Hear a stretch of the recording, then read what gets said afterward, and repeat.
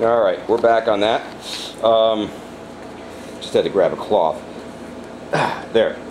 So you want to loosen this up. It doesn't need to come off. It's just a knurled knob. Same thing on this side. And then you simply put your hand under the back of the seat, pull it up. You access your under seat. Under the seat, really the primary thing is your fuel reservoir. And this is how you, I mean your oil reservoir. This is how you check the oil. And you just turn it and it comes out, and then you've got an oil dipstick. I just changed the oil, so it's probably not even going to show up. It's very clean, but well, it's dripping. But at any rate, on that dipstick you'll see that there is, let's see if I can zoom in on that.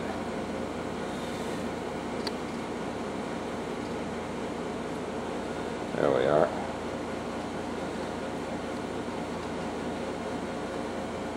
Oh, this one. There you go. You've got L and H, right? Low and high. You want it to be in the middle. You do not ever want it to be high, because you don't want to overfill. You'll start to tax your gaskets, and that's what makes a leaky bike.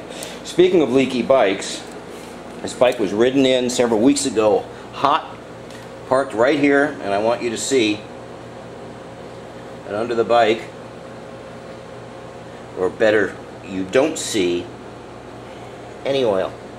The only place you'll see a little bit of oil leaking on these bikes is from the chain oiler, and that's right here. This is the rubber, comes out of the breather, goes onto this little post, and down under here it drops oil onto the chain. So you can see, there you go, that's a nicely oiled chain. Okay. The side cover, oh, by the way, something I would highly recommend is getting a trickle charger. This is a standard, you know, $15 trickle charger. You leave it plugged in into your battery. The charger just plugs in, it connects to either pole. You separate it like that when you're riding, obviously, but keeps your battery fully charged. On this side of the bike, you have your cover. The other side does not remove. This side does remove. There's a turn. Let me see if I can turn the light on for that. Can I turn that light? Oh, there we go. There's this cover. So you turn it and you pull it out. It doesn't pull all the way out, it just is a pin. And then you simply remove, and there's your battery and a couple of electric parts.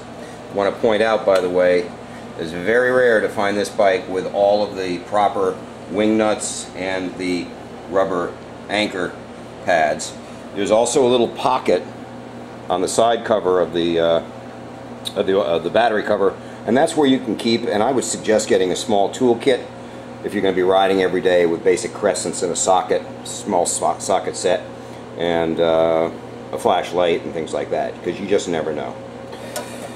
Okay, then on this side, I'm going to put that back on right now. On this side, once again, we have the same setup as the other side, where you've got your fuel cock, and I just turned this on so you could see the plunger, and here you'll see this is your ignition, of course. When you turn the ignition on, there's 4 or 5 positions, but all you want to do is turn it all the way to the right.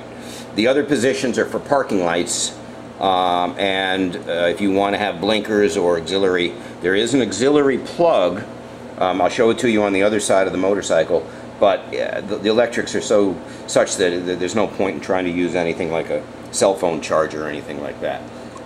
So you just turn it all the way over.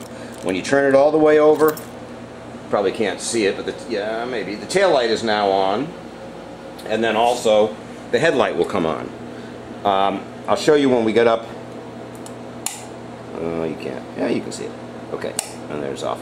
I always leave the headlight switch off until the bike is running, because it drains a lot of a lot of power, and it takes a lot of power to get the bike running. So at any rate, so with the fuel cock on, and you can see that that one says M for Maine. Somehow you can see that, or maybe not, but at any rate, let's see. See that? It says M for Maine. Take my word for it. And so here's the carburetor, and what you want to do with it on. Let me see if I can do this so that you can actually see. So you're going to push this down, and there. So I'm hopeful you saw that. You don't want to do it too much, you will flood the carburetor. But I held it down. I'll do it one more time. There. You see the fuel starts to come up. That's called tickling the carburetor.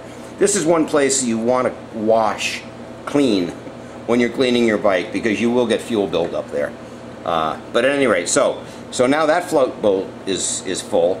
And when you get ready to start the bike, you do the same thing on the other side. It'll flow through, because it flows through on the bottom of the carburetor, and that'll get your carburetors ready. Coming up to the front of the bike, pretty self-explanatory. This is your headlight switch. On and off is all you have. This is your ignition switch. In other words, this will tell you, this will light up when your key is on. This is your blinker. When you turn your signal indicators on, this will blink to let you know that they're on. And this is your bright beam. This is a blue beam when you turn your brights on. On this side of the handlebar, you have your turn indicators, right and left. They're manual. You have to turn them on and turn them off by yourself. This is your horn. It won't work when the battery's off. And this is a bright flasher, so you can flash your brights. If you want to turn your brights on, that's this switch. So up is dim, normal, down is flasher. The upper switch is a kill switch. I don't know what the bottom switch is. It doesn't do anything, and I can't find anything it's supposed to do. And then pretty self-explanatory on the gauges. On the bottom of the, right down here, of the speedometer is a trip thing, and you can reset. If you see it's set at 239 right now, you turn it and you can reset your trip. I highly suggest using this to base your gas mileage, so that if you fill your tank up, it's a 4.5 gallon tank, you fill it up. When I start to see that I'm running at about 120 to 130, I'll go get gas. So it just gives you a good indication, because obviously there's no fuel gauge. Okay, I think that's everything you need to see up here. This fills up your brake reservoir, but it really, you know, once a month just to unscrew it. It's just a screw thing. Unscrew it, look at it, and see. And let's get on to starting the bike. I'm going to go put this back on, and we'll go from there.